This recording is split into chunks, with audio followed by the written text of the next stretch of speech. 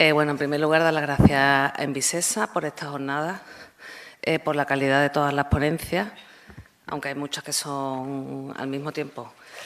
Entiendo que no se puede llegar a todo, pero creo que ahora mismo, bueno, todo lo que es la promoción, sobre todo pública, de vivienda, con todo bueno, con toda la problemática que hay de financiación, de fondos, etcétera, me parece que las jornadas son bastante completas.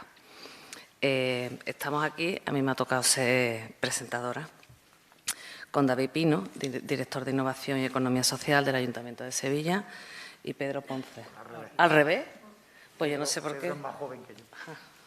Pues al revés, Pedro y David. Bueno, Pedro Ponce es gestor de proyectos cohousing de Huelva, ¿no? Bueno, voy a hacer aunque entiendo que aquí todos más o menos sabemos a lo que venimos, voy a hacer un pequeño resumen para ubicar también, antes de darle la palabra a ellos dos. Bueno, estamos aquí porque, bueno, para hablar del tema de cohousing, co-living y nuevos modelos habitacionales. Actualmente, desde las Naciones Unidas y la Agenda 2030, se ha determinado que la vida en las ciudades y la sociedad que vive en las ciudades serán los grandes problemas del siglo XXI. Entre ellos, se establece que las discriminaciones por grupos son mucho más difíciles de solventar que las discriminaciones a título personal. Entonces resulta que en una sociedad que cada vez más autoexigente con el tema de la imagen, pues todas aquellas personas que tienen ya una edad, por el nivel de autoexigencia de una sociedad cada vez más competitiva y más materialista, pues resulta que están totalmente discriminados. Y entonces aparece la soledad como un grave problema de salud pública.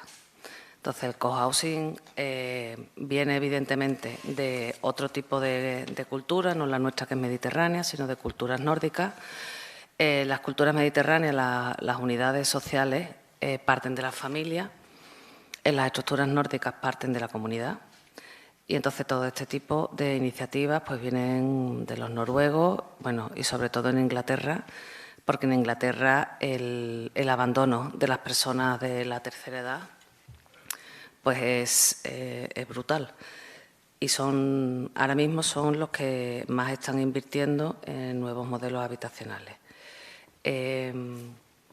Asimismo, todas estas transformaciones económicas, sobre todo después de la crisis de 2007, ha hecho que exista un nuevo cambio, un nuevo modelo económico, un nuevo modelo que está basado en la explotación del trabajador y en la exigencia laboral y profesional cada vez mayor de toda la sociedad, ¿no?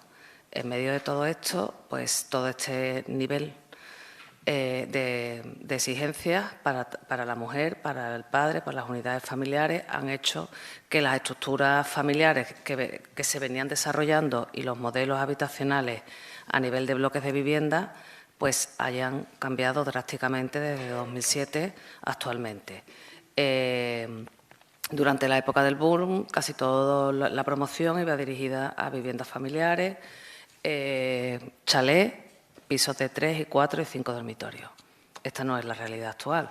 Cada vez vamos a familias con unidades familiares cada vez más pequeñas, más autónomas, parejas separadas, estudiantes o personas que están jóvenes que están intentando montar su futuro, y entonces las unidades habitacionales cada vez están más atomizadas. Esto hace que el parque inmobiliario que actualmente tenemos tenga que adaptarse a estos nuevos requerimientos de la sociedad.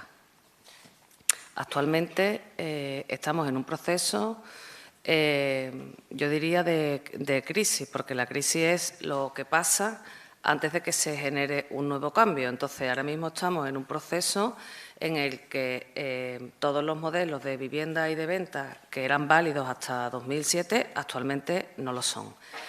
Hay una parte de la tercera edad que se quedan con viviendas de muchísimos metros, que no les sirven para sus necesidades y que vivirían muchísimo mejor si todavía se sienten útiles y mantienen un nivel de integración social.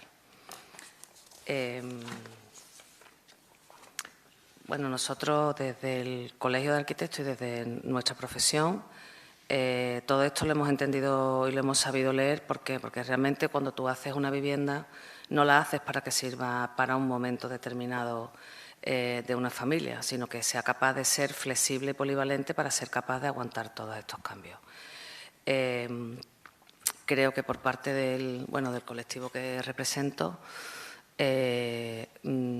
estamos totalmente dispuestos para acometer todos estos cambios. Creo que hay también una oportunidad en cuanto a regeneración urbana de bloques que a lo mejor actualmente son obsoletos y hay que regenerarlos a nivel ecológico, y que al ser viviendas, muchas de ellas actualmente se podrían calificar de infraviviendas, como la zona de los Pajaritos, Amate.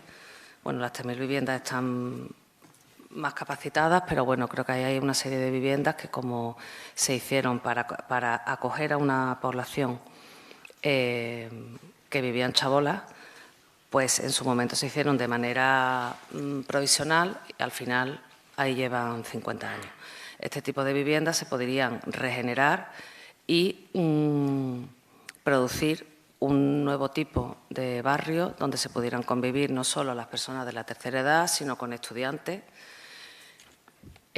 para poder establecer unos lazos sociales que sean duraderos y que hablen de una sociedad futuro.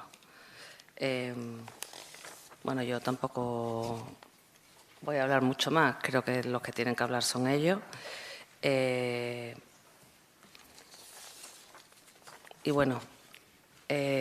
doy la palabra. No, primero yo. Primero tú. Bueno, pues primero tú. Bueno, primero es un placer que nos volvamos a poder reunir, ¿no? Bueno, yo cada vez que me dan la oportunidad de tomar la palabra en un tema que es más técnico, pienso, ¿voy a ser pedagógico o provocativo? Entonces hay un concepto, decía Unamuno, que una persona no puede absorber más de 3 ideas nuevas al día. Unamuno no venía mucho por Andalucía, así que yo voy a ser provocativo, lo que se llama información de impacto, provocar ideas y que cada uno después, en medida de lo que necesite, recorra el conocimiento. Por eso, primero quería poner el marco de referencia donde estamos y en el marco de las nuevas formas de habitar. Tenemos que referenciarnos en que todo lo que hagamos en los próximos años tiene que estar orientado al cumplimiento de los Objetivos de Desarrollo Sostenible. Y dice la ONU que no puede haber Objetivos de Desarrollo Sostenible sin localizarlos, llevarlos a lo local.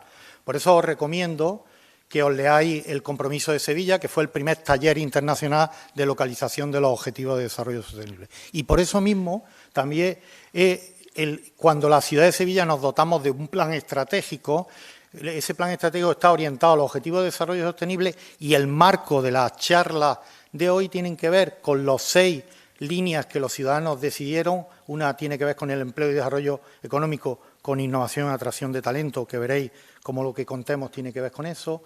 En la lucha contra la pobreza y las desigualdades, con impulsar innovación social transformadora, y las formas nuevas de habitar están ahí, o con una accesibilidad a una vivienda digna, o en tercer nivel, para que lo veáis, en crear una sociedad sostenible, pues Sevilla como territorio de urbanismo y arquitectura bioclimática, y veréis cuando, yo voy a contar lo más conceptual, cuando mi amigo Pedro explique una iniciativa concreta, veréis cómo todo esto que os estoy diciendo encaja en lo que estamos comentando. O en la línea 4, el tema de comunidades inteligentes, porque lo que caracteriza el enfoque de esta jornada es el tema de la comunidad. Construir y vivir en comunidad como elemento fundamental, y para eso hace falta también la participación. Y por último, una ciudad de valores y derechos, y las 7 líneas o sublíneas de ese punto 5 encajan perfectamente en esto. Después, deciros que esto también encaja, y que no es casualidad, con que Sevilla se dotó en el 2017 del primer plan director de innovación social, de la primera ciudad del mundo que tenía un plan director de innovación social, y que en sus experiencias piloto hablaba de 2 proyectos relacionados.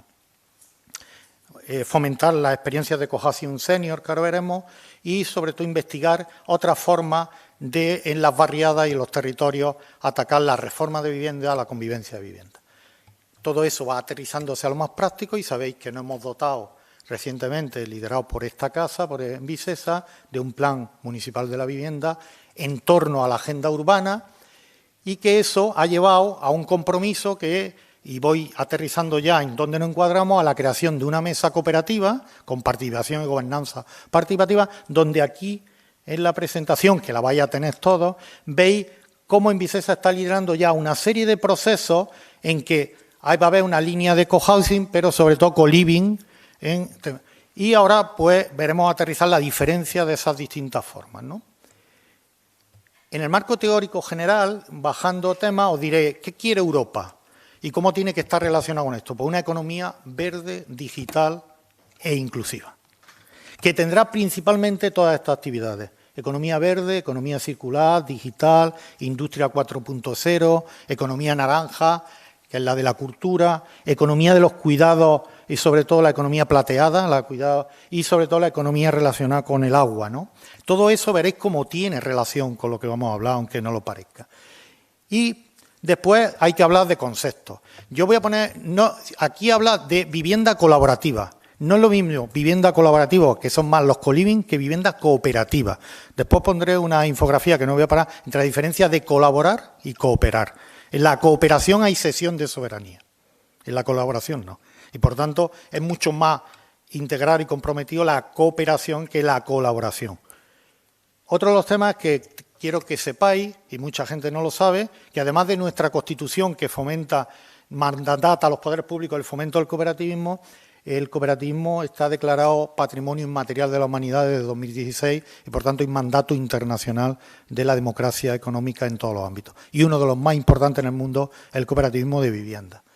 Otro de los temas es retomar temas que no son modernos, que son de la Edad Media, incluso antes, que son los bienes comunales, lo que se llama economía de lo común, que tiene mucho que ver con esto y que aquí también hay algo que lo repasáis tranquilamente, que son los 4 entornos de los conceptos procomunes, de quién es la ciudad, de quién es el cuerpo humano, de quién es la cultura, de quién es la tecnología y los contenidos, los temas colectivos. Otro tema es el concepto de economía colaborativa, que tiene que ver con poner en valor que había una deformación con Calify, Uber, os suena, ¿no? Las plataformas, pero hay todo un elemento que venían de los bancos del tiempo, de los bancos del trueque, de elementos de comunidad, de compartir.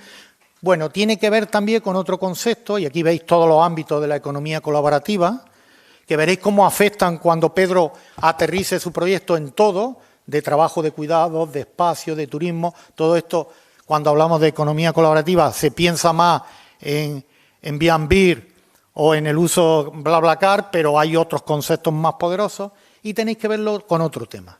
Ya que se habla de economía circular, la economía circular hace mucho énfasis en algo, que es lo que vamos a hablar también por el uso, que se llama economía de la funcionalidad. Hacen más énfasis en el uso de las cosas que en la propiedad de las cosas. Y por tanto, gran parte de lo que veamos esta mañana pues tiene que ver con eso. Y después otro concepto que os quiero apuntar también para provocar es la nueva mirada del urbanismo. El urbanismo como construcción de sostenibilidad y construcción de convivencia. Y tenéis, yo hablaría que la parte del urbanismo que más nos afectaría sería el playmaking, que es cómo convertir un sitio en un lugar. Ahora lo comentaba con el compañero que lleva el co-living de Envisesa, que lo importante de un co-living no es el edificio, es la comunidad, construir comunidad y ambiente. Aquí os pongo, y no voy a entrar, la diferencia entre colaborar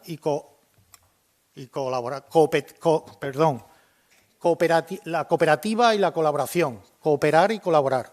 Es distinto, uno es provisional, otro es más compromiso. No me voy a parar mucho, pero que lo tengáis como recurso.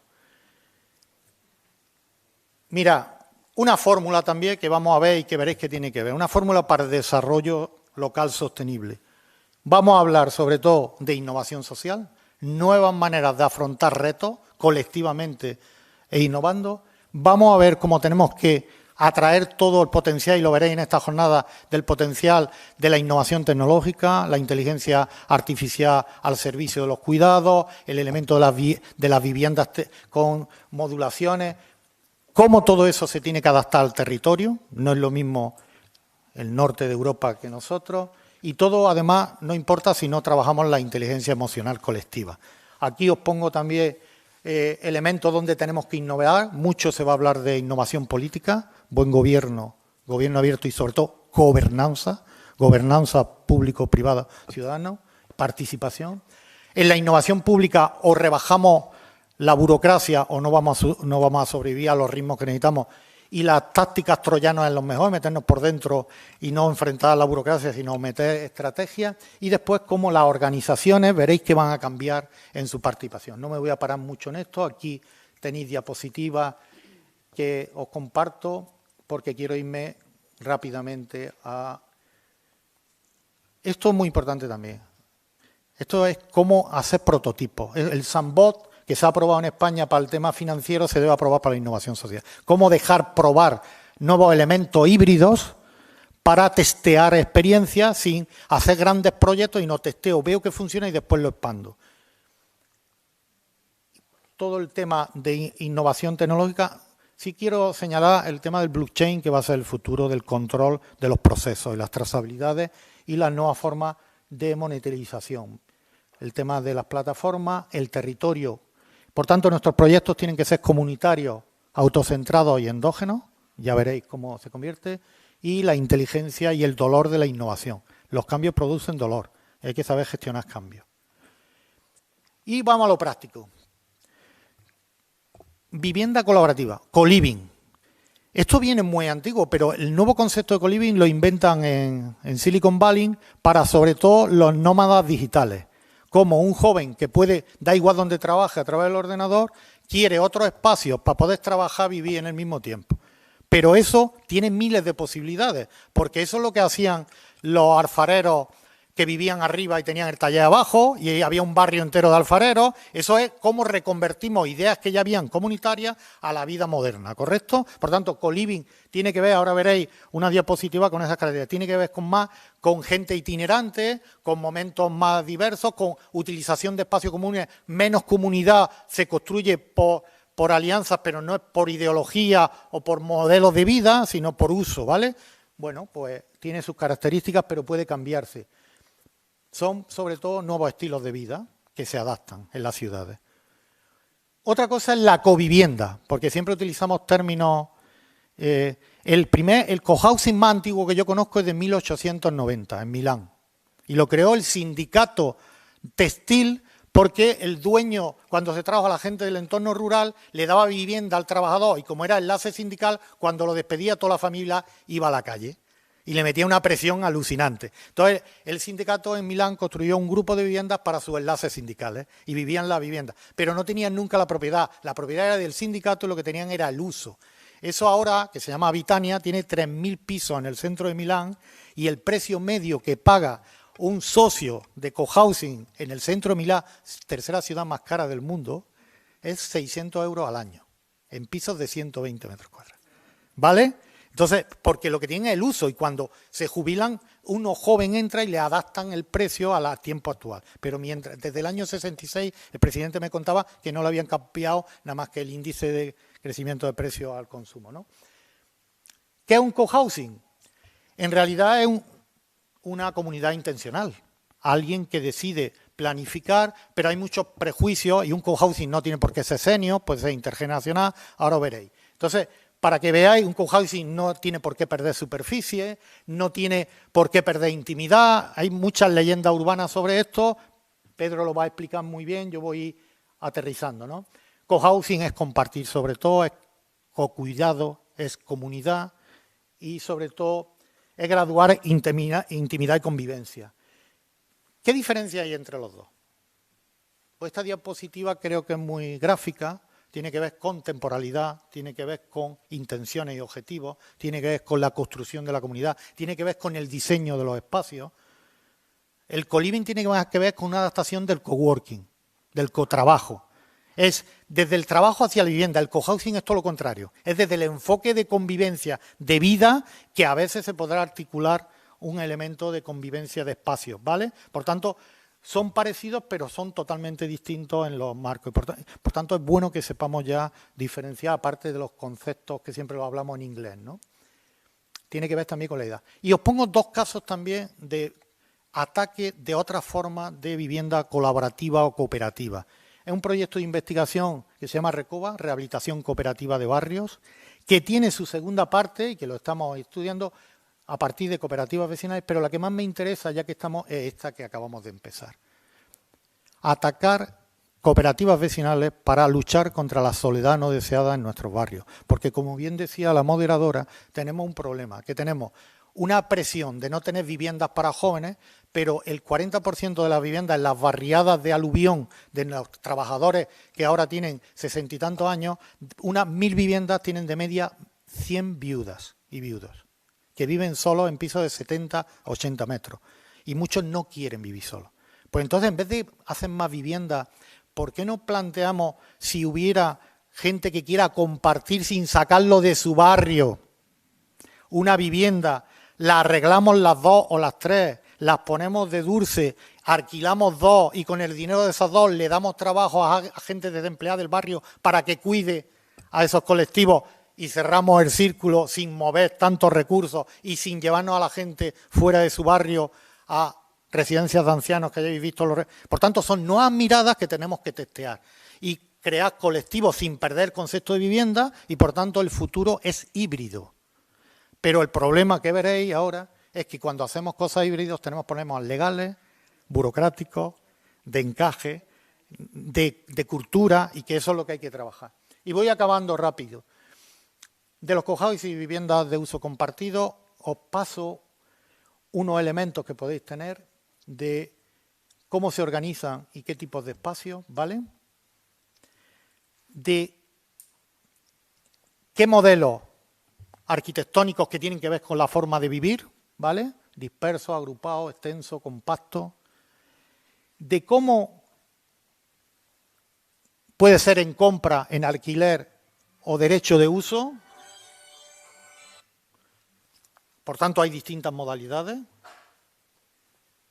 que pueden afectar, a todo tipo de perfiles, porque cómo dar respuesta a distintas formas de habitar, desde cuando soy joven, soltero o soltera, a cuando tengo una familia o cuando tengo elementos compartidos, qué necesidades tenemos en cada momento, el énfasis en cada momento, y por tanto, lo que tenemos que es diseñar las cosas no desde elementos económicos, sino elementos de dar respuesta, por eso innovación social, a necesidades concretas. Por tanto, tenemos que buscar soluciones habitacionales que den respuesta a cada etapa, como bien decía también la moderadora, de la vida. ¿Eso cómo lo hacen los cohousing? ¿Y qué problemas tiene? Aquí esta diapositiva lo encara perfectamente.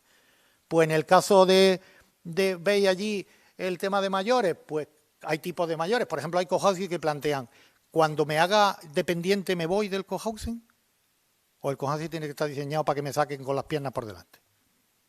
Y la comunidad. Entonces, habrá planteamientos de todos esos estilos que habrá que verlo. Y lo mismo cuando tenemos pareja, hablaba también la moderadora de otro tema. En París yo visité un cohousing del ayuntamiento que además resolvía el problema financiero, que es que el ayuntamiento ponía el edificio diseñado con la gente y le daba la gestión a una cooperativa y se organizaban ellos, pero tenía paredes modulares. Somos una pareja de 4 hijos, los hijos se me emancipan y modulo la pareja y le doy a la pareja de al lado 2 habitaciones, sin hacer obras ni nada. Entonces estaba pensado para que el edificio mutara en virtud de las necesidades de sus colectivos, ¿no? Entonces hay miles de posibilidades. Aquí tenéis un mapa, si os interesa, de todas las iniciativas de cohousing que hay ahora mismo en España. De distintos tipos, en qué fase están, es interactivo. Ahí tenéis un poco la dirección, si no, además, en una ficha que hemos preparado hay una serie de direcciones que se mandarán. Y os recomiendo, y con esto ya acabo, Uno de los temas que estamos intentando del ayuntamiento es también, en la conexión con la universidad y el conocimiento, es que las tesis doctorales incidan y hagan énfasis en los temas que necesitamos. Una tesis que está abierta, que os la podéis bajar y que participó hace 2 años conmigo también en una jornada, es la de Marina Lola, sobre las distintas opciones de viviendas de tenencia colectiva, especialmente en cooperativas. Y os he pasado unos cuadros, por ejemplo, cuántos tipos de cooperativas de vivienda hay, y pongo en rojo las distintas formas que veréis. Por ejemplo, la mayoría de los cohousing que yo he ayudado o tutelado un poco están optando no por cooperativas de vivienda, porque ahora veréis el problema que tenemos con el tema urbanístico, con los suelos, sino con cooperativas mixtas sin ánimo de lucro, porque nos ceden suelos dotacionales, no residenciales. Entonces, en realidad son cooperativas de servicios sociales con servicios habitacionales. Porque si lo hacemos de cooperativa de vivienda tenemos un problema de suelo. Entonces, ¿cómo girar las fórmulas jurídicas para dar respuesta a los problemas de que el urbanismo no está pensado para estos modelos y chocamos? Y Pedro os contará también eso. Y ya está, solo deciros que con estos cuadros, que podéis leerlos tranquilamente, se ven los distintos tipos que hizo el estudio Marina a nivel internacional de qué tipología hay según el conjunto y qué tipo de vivienda, ¿vale? Y es muy interesante porque os podéis meter después en páginas web de ver desde las soluciones en Uruguay, en México, en Noruega, en Suecia, pero que la realidad de los cohousing, aunque a veces se piensa que es una realidad muy fuerte en Noruega, Dinamarca, pero ya os digo, la más potente fue en el arco mediterráneo, hace cerca de 180 años, y en España hubo unas realidades muy potentes de vivienda. Incluso veréis experiencias en Madrid de cooperativas de jóvenes en cesión de uso, que el ayuntamiento construyó la vivienda y hay unas cooperativas de hace 30 años gestionan la vivienda sin un problema de impagos, porque el ayuntamiento solo cobra un recibo, el de la totalidad de la comunidad. Ya la comunidad se arregla con su gente. ¿Vale? Y acabo solo diciendo que el futuro es comunitario, solo los problemas se pueden resolver colectivamente, que tenemos que tener imaginación, que el futuro es híbrido también el urbanismo, que tenemos que adaptarnos a las necesidades siempre desde elementos de solidaridad, y que lo que no puede pasar también es que estos modelos solo sean para la élite, sino que tenemos que hacerlo en esa gobernanza público-privada con nuevas fórmulas accesibles a todos los colectivos. Y ese es el reto que tenemos que tener, porque si no se convierten en modas de gestión de una élite, ¿no? Y bueno, y ya le doy paso a Pedro, que es más interesante, y después nos podéis preguntar lo que queráis, que nosotros responderemos lo que nos dé la gana, como siempre, ¿vale? Gracias por escucharme.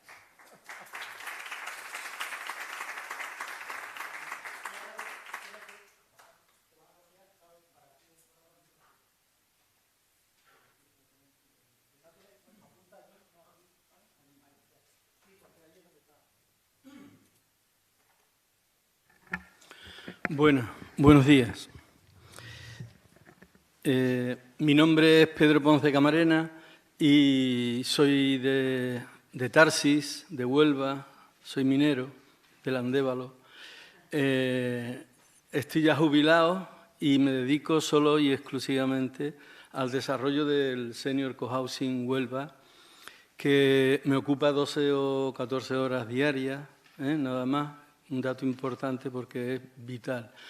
Y también estoy estudiando, soy estudiante de doctorado en la Universidad de Huelva y llevo los últimos 8 años, me jubilé anticipadamente para dedicarme a estudiar, pero me metí en esto. Entonces, la presentación a la que le doy las gracias a Envisesa por darme la oportunidad de dirigirme a todos vosotros.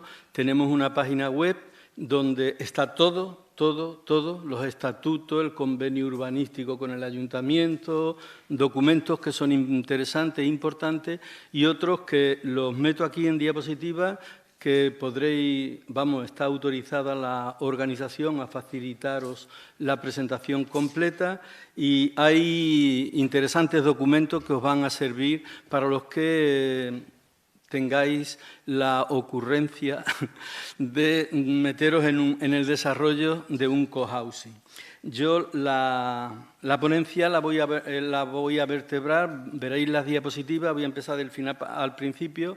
En primer lugar, voy a poneros una serie de fotografías para mostraros el objeto para que sepáis de qué estamos hablando, desde que lo compramos hasta ahora, diapositivas, un montón de diapositivas, y la segunda parte ya voy a tratar de explicar pues cómo se pasa de esa idea romántica que tenemos muchísimos, ¿no?, de envejecer entre amigos.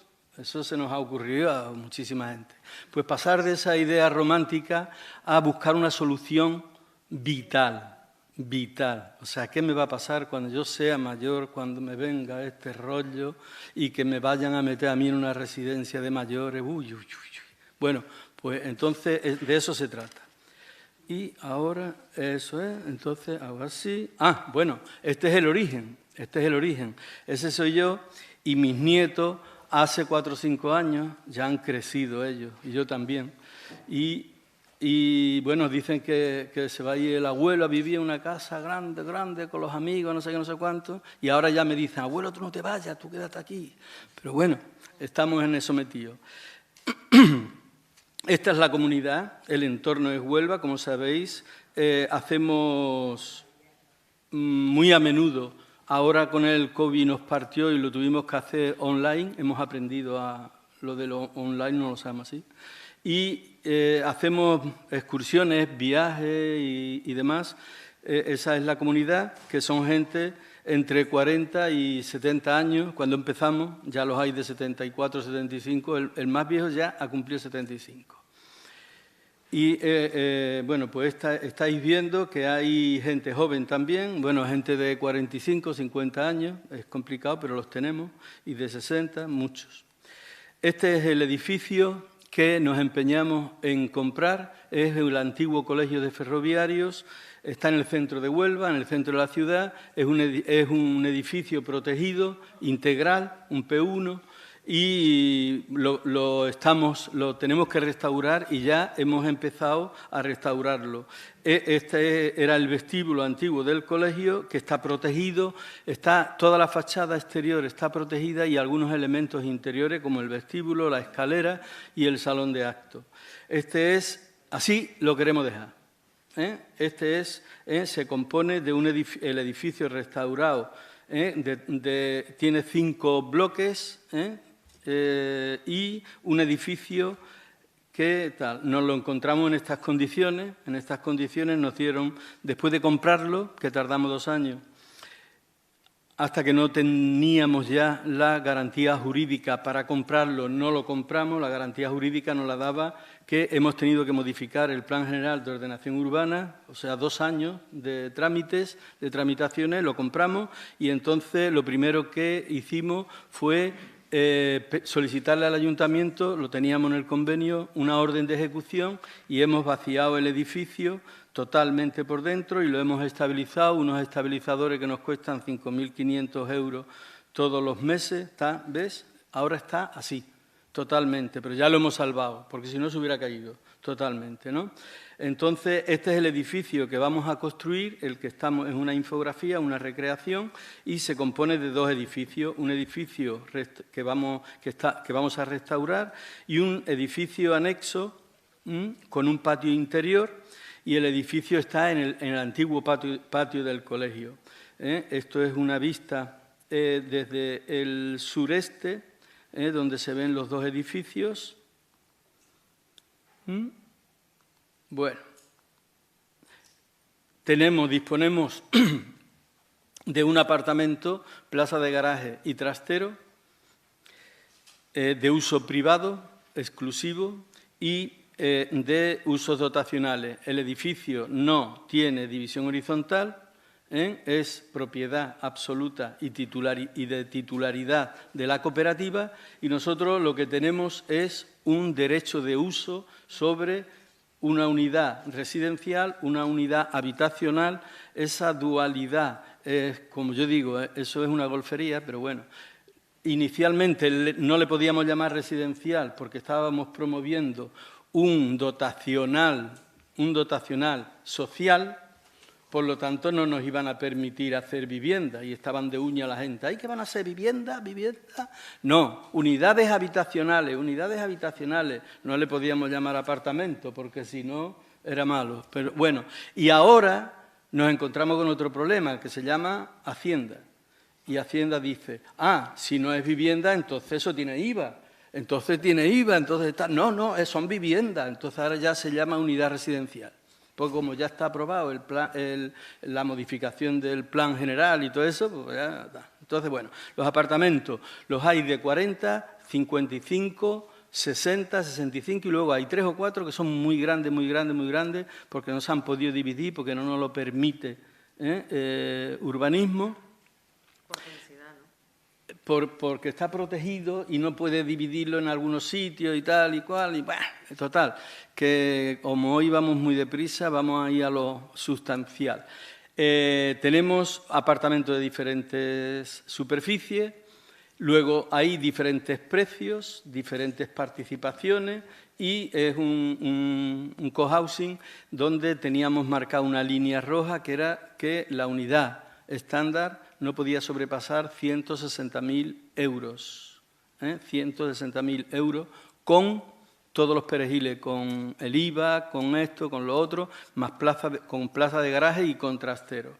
Entonces, este que estáis viendo de 41 con 50 metros cuesta 143.000 más 19.000 euros de lo otro. Este ya es bastante más grande. Esto es un dotacional que es el gimnasio, que pone gente muy joven que están ahí que no necesitan ir al gimnasio ni nada. Y después este también que le dije, primero puso solo la chavalita esa que estaba ahí, digo, déjala como monitora, pero pon unas gorditas y tal, y sé que no las encuentra, pero bueno. Pero desde luego nosotros no estamos así como esa gente. Esto es la biblioteca, que la hemos partido en dos y tenemos debajo un salón de actos que es bastante interesante. No va a estar amueblado así, sino más funcional porque también es para, por ejemplo, clases de baile, de lo que sea, clases de otra. Es un salón multiuso. Y arriba tenemos una nueva historia que nos ha surgido. Como os dije, como yo estoy estudiando, pues me he percatado de una historia importante y es que nosotros vamos a combatir, antes teníamos previsto todo para combatir dos tipos de dependencia. La dependencia, o sea, el deterioro físico, y vamos a combatir, y el deterioro cognitivo. Y ahora vamos a combatir un tercero desde ya, que es el deterioro digital, la brecha digital. Y vamos a crear ahí un ciberespacio, una ciberoteca en vez de una biblioteca de formación permanente, no pensando en la gente que no saben, sino pensando en todos, porque dentro de 10 años no vamos a saber ninguno, nada de lo que viene. O estamos todos los días yendo al gimnasio. Y esta es la misma. Y bueno, esto es, para que veáis, este es el salón de actos antiguo, que tenía casi 9 metros de altura, y lo hemos dividido en dos espacios, como veis, que tiene interconexión y demás, y tiene también un elevador, un ascensor interior de una planta a la otra, se intercomunican y está bastante bien. Este es el comedor, que también lo ha puesto que parece de IKEA, pero el comedor es bastante más confortable, eso no es... Pero bueno, eso es lo que hay. Y el comedor es también un salón multiuso. Ahí hay una parte, está dividido en 3 partes. Lo que es el comedor salón multiuso, cabemos todos, tiene 104 plazas. Luego hay un bar cafetería permanente, sala de juego y demás, que es lo mismo. La cocina y, en fin, una serie de elementos. Y ahora ya vamos a entrar ya en detalle. Ya habéis visto el chisme. Y así ya no tenéis que estar pensando en cómo será eso. Bueno, entonces el Senior Cohousing Huelva, que es el nombre que le hemos puesto nosotros, pues indudablemente, aquí hay una errata de noviembre que está mal, pero bueno. Entonces, efectivamente, en el marketing moderno, aunque perdonad que sea un poco pedante, pero el marketing moderno se caracteriza porque las empresas se llamen y se identifiquen, el nombre se identifique con lo que hacen. Eso es el marketing de verdad. Otra cosa es que yo hago apología un poquito del nombre, pero bueno. Nosotros somos personas senior lo que promovemos es un cohousing y en el centro de la ciudad de Huelva. Por eso se dice lo que es y ya no hace falta que explique más nada. Entonces, ahí tenéis, eso era el antiguo colegio de ferroviarios que estaba al lado de la estación de Renfe, que no lo había promovido Renfe, sino la Asociación de Obreros Ferroviarios durante la República. Voy a intentar deciros qué son los senior cohousing muy rapidito, no me voy a enrollar, qué soluciones ofrecen, cómo se accede y cómo se desarrolla un senior cohousing y cuándo será realidad y cuándo nos habremos movido nosotros.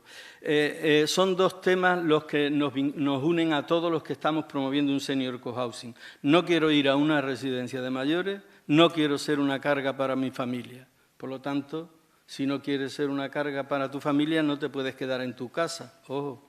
En tu casa eres una gran carga para tu familia. Te tienen que poner gente, tienen que ir a sustituir a la gente, un lío.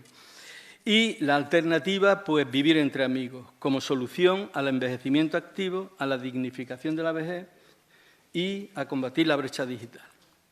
Entonces, eso es lo que no quiero que me ocurra a mí. A mí no me van a llevar mis hijos a una residencia porque voy a poner medios antes, que esa es la gran batalla que tengo yo con todo el mundo. Con 50 años quiere tú, Pedro, que me vaya yo allí a vivir con vosotros. Si yo tengo 50 años, ¿cuándo te vas a ir? ¿Cuándo te vas a preparar? Si tú luego no quieres cambiar de entorno, como bien dice David, si luego ya cuando te haces mayor es mejor que te dejen ya donde estás. Entonces vete, envejece, tal.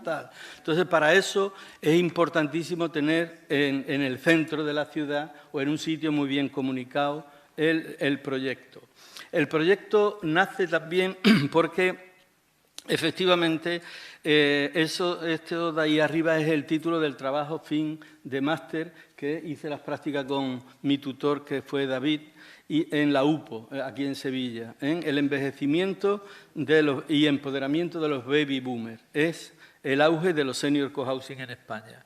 Entonces, efectivamente, es un boom que según William Thomas, lo podéis ver ahí, los boomers que envejecen cambiarán nuestra sociedad una vez más. Crear una nueva vejez será el último acto que los baby boomers en la escena pública van a aportar. Hay otro elemento que paso rápidamente, que es la madurescencia. Nosotros, los baby boomers, fuimos los que acuñaron por culpa nuestra el concepto adolescente.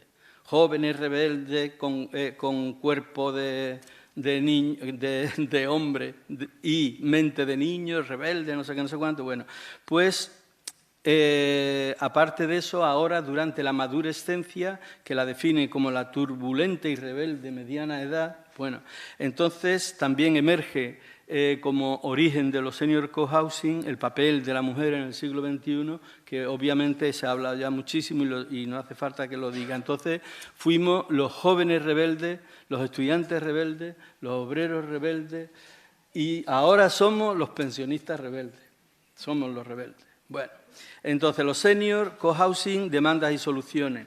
¿A qué nos enfrentamos? A la soledad, temor y miedo, a la dependencia, que vemos que va a llegar, y al fracaso de las residencias de mayores.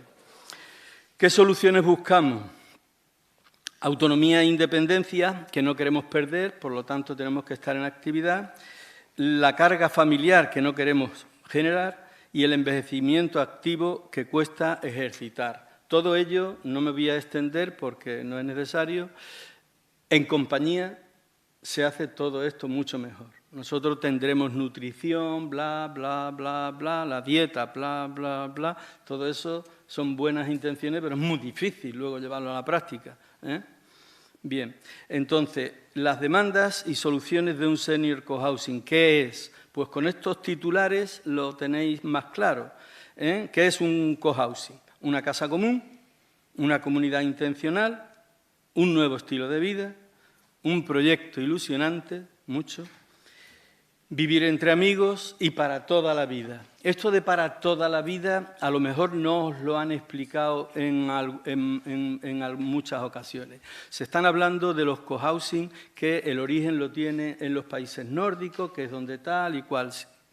Bueno, yo he estado por allí y estuve de Erasmus en Noruega y me equivoqué de sitio porque en Noruega hay apenas 2 o 3 cohousing, porque Noruega es un cohousing, Noruega. Como tiene 2000 y pico de islas, yo no lo sabía, entonces tiene muchos núcleos poblacionales muy chiquininos y la gente vive en comunidad. La gente vive en comunidad, tiene los servicios de comunidad y tal y cual, es increíble. Entonces tuve que ir a Dinamarca a estudiarlo y fui a esto y tal. Entonces, esta gente, la diferencia que tienen con nosotros es que los cohousing no son finalistas. Es decir, allí entra uno en un cohousing y cuando llegas a ser dependiente, pues te vas a un geriátrico, que son públicos y que te atienden de maravilla. Nosotros estamos haciendo un cohousing para toda la vida. Bueno, ahora pasamos en el cómo, pues tenemos una idea nosotros, ahora estoy hablando de nosotros. Tenemos una idea, tenemos un proyecto o un plan para diferenciar lo que es proyecto, que nuestra amiga Cristina, creo que es arquitecta, ¿verdad? Sí, sí. Sí. Entonces, proyecto, siempre piensa uno en el proyecto arquitectónico. Y yo, cuando estoy hablando del proyecto, me estoy refiriendo al proyecto social, en el que una de las acciones del proyecto social es el proyecto arquitectónico, que es enorme, pero es una acción. Entonces, tenemos un plan, un proyecto, y tenemos una estructura societaria o una estructura social, una estructura de capital y una estructura de gestión. Eso es muy complicado, pero es muy importante que pasemos de la idea a proyecto, planificarlo, tal. La estructura social, como bien ha dicho David, nosotros fuimos los primeros, gracias a David, que me metí en eso y diseñamos un tipo de cooperativa para nosotros, de una cooperativa mixta, que después os explicaré que probablemente la vamos a cambiar por temas fiscales. Luego hay cosas que ahí se tambalean. Entonces somos una cooperativa de consumidores y usuarios y socios prestadores de servicios, que en el caso de nuestra cooperativa fue un invento de David y de Luciano, de los dos, para que nosotros pudiéramos disponer de esa figura que nos posibilitara la modificación puntual del Plan General de Ordenación Urbana, que Cristina verá cuando lo escuche. Nosotros hemos pasado de 1.783 metros, nuestra parcela de edificación, a 6.400 metros. Es complicado. Bueno, pues para eso... El tema es que tenía que ser sin ánimo de lucro la entidad. Eso es, si no le permitían el convenio, ¿vale? Pero con soporte jurídico. Que tenía que ser sin ánimo de lucro la entidad, para que le permitieran. Sí. Y tenía que ser una cooperativa sin ánimo de lucro, ¿vale? La estructura de capital, la nuestra es muy simple, recursos propios. Punto. Entonces, nosotros capitalizamos todo, los gastos, hasta los sellos, los papeles, todo. Ponemos dinero para gastos, se capitaliza. Porque la primera fase son socios residentes pioneros. Se llaman pioneros hasta que entremos. Y no entramos pues porque no existe el edificio, lo tenemos que construir, lo tenemos que hacer, pero tenemos que poner todo el dinero. Entonces, luego, uno llegará cuando esté hecho, pondrá el dinero y entra. Ese ya no es pionero, ese no ha hecho nada. Se lo ha encontrado todo hecho. Bien. Y la estructura de gestión es importantísima. Si no tienes una estructura de gestión, no podrás avanzar y no podrás gestionar, o sea, no podrás desarrollar la idea. La estructura social, parándonos un poquito, como os hemos dicho, consumidores y usuarios más prestadores de servicios. Es una cooperativa especialmente protegida, sin ánimo de lucro y de interés e innovación social. Eso fue un tema que me hizo mucho hincapié David al principio, cuando yo estaba desarrollando y tal. Incluye innovación social, innovación social. Bueno, pues ahí lo tenemos. Entonces, las diferentes tipologías de personas socias residentes de 5 diferentes franjas etarias, que después las vamos a ver, es muy importante algo que hemos introducido como innovación social, la gestión de la edad. Nos dimos cuenta muy pronto, que no podíamos ser todos de la misma edad, fuera la que fuera, ni 50, ni 60, ni 80, ni 90, no.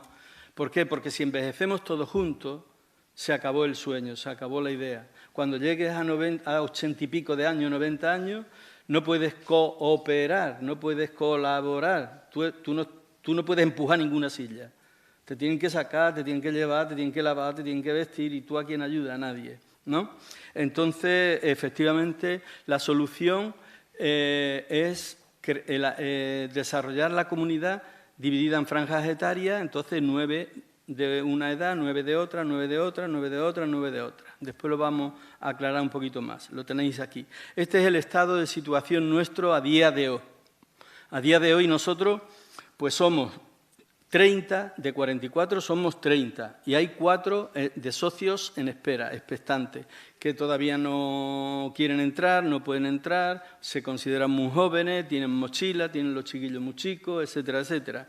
Entonces, de la franja 1 de 45 a 49 años, tenemos 4 unidades residenciales y 5 personas. Tened en cuenta que una unidad residencial o unidad familiar los hay que son en pareja y los hay individuales. Y el más joven de la pareja es el que marca la edad. O sea que como personas pueden estar uno en una franja y otro en otra, pero la unidad es la de eso. Entonces hay 30 unidades y hay, como estáis viendo, pues en el centro es donde hay, es como una pirámide y en el centro es donde se concentra. Cuando venga la renovación, cuando se quede libre una unidad que estemos viviendo, entrarán siempre de abajo. Entrarán siempre de abajo. Porque aunque deje libre una unidad alguien de 75 años, la gente han ido cumpliendo años y todos van acumulándose arriba, arriba, arriba. Entonces, siempre vamos a tener que estar en divulgación permanente, eso es muy importante, ese departamento, para que entren las personas más jóvenes. Por lo tanto, que por eso el arquitecto, el que ha hecho las infografías, no tiene toda la culpa. Lo que pasa es que yo le he dicho que no pongas viejos, que pon gente joven, que esto tiene que servir. Lo de los jóvenes le gusta a los viejos, tú no te preocupes. En nuestra cooperativa está prohibido la palabra viejo, de verdad. No lo decimos ni el edificio, también dice el edificio viejo, el edificio existente. Bueno, entonces ahí estáis viendo, voy un poquillo más deprisa. Y el libro Registro de Socios pues tiene las unidades familiares, las tipologías que somos de socios y el número de socios que hay actualmente y el capital, que luego lo veremos también.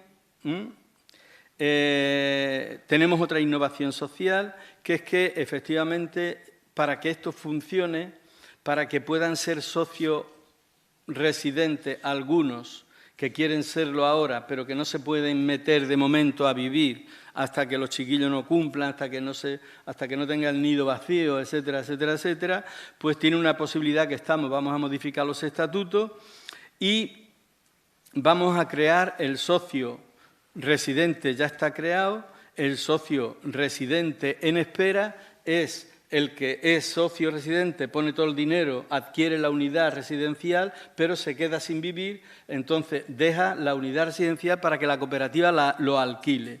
Para ello tiene que haber socio residente inquilino y el socio expectante, el prestador de servicio y tal. O sea, hay 2 nuevos socios residentes.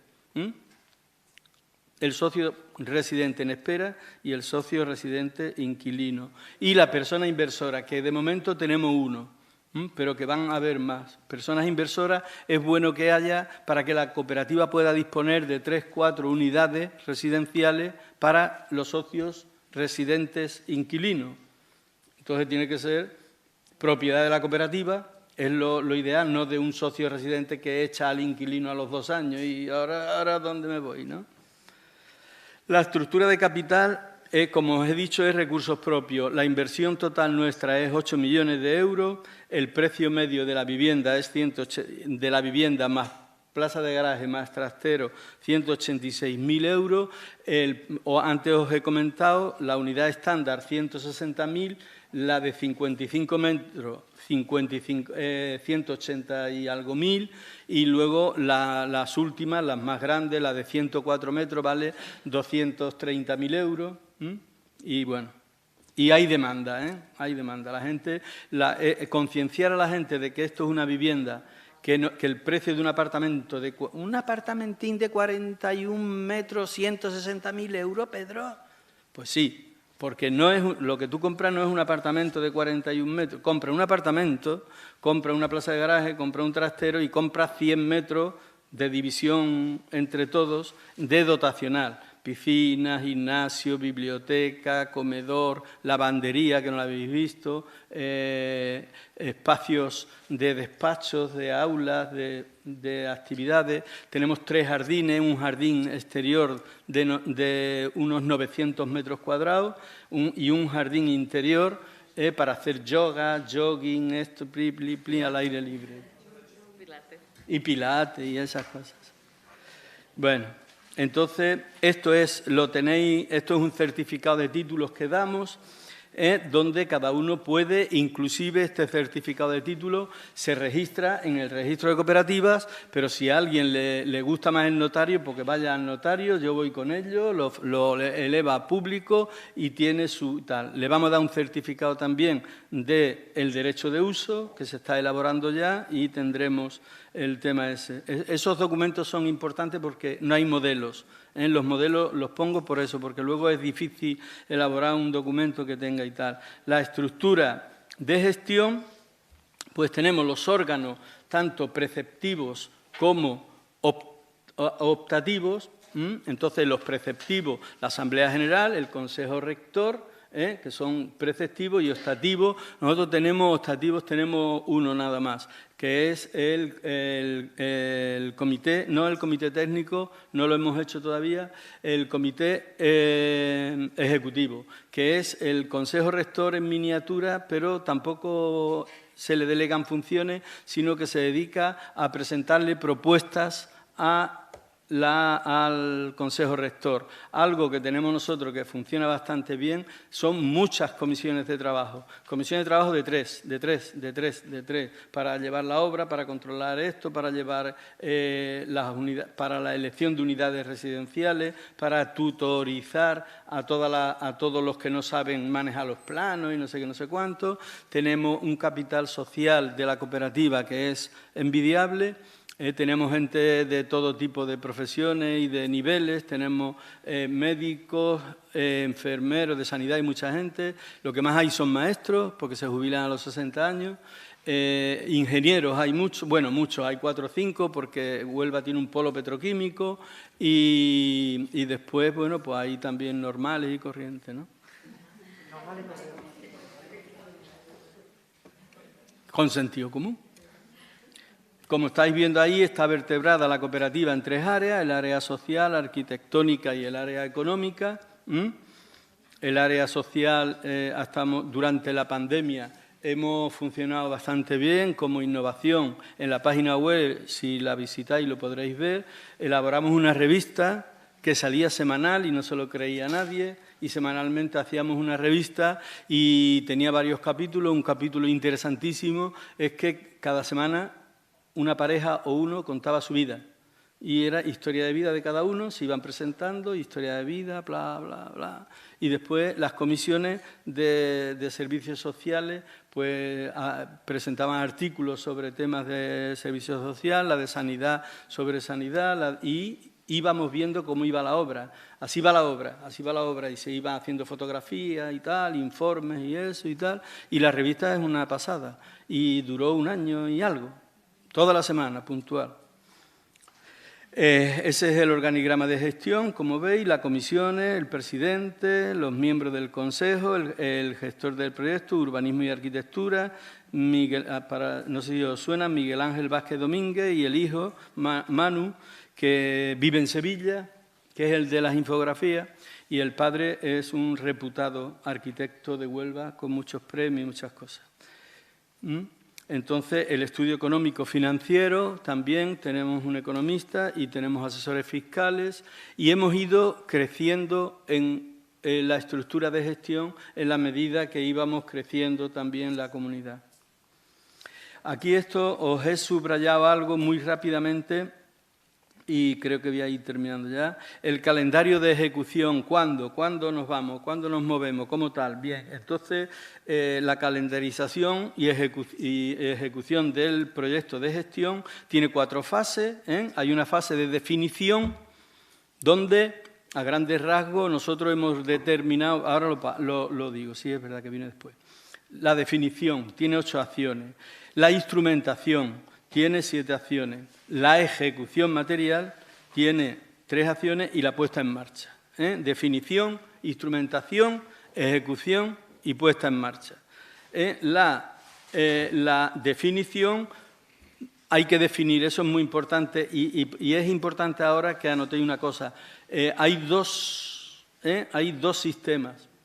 Los que yo soy partidario de primero definir el proyecto, y luego crear la comunidad con el objeto de que una vez que yo he definido el proyecto, he ido a amigos míos y les he dicho, ¿te gustaría entrar en este proyecto? No en esta idea, en este proyecto. ¿Qué proyecto?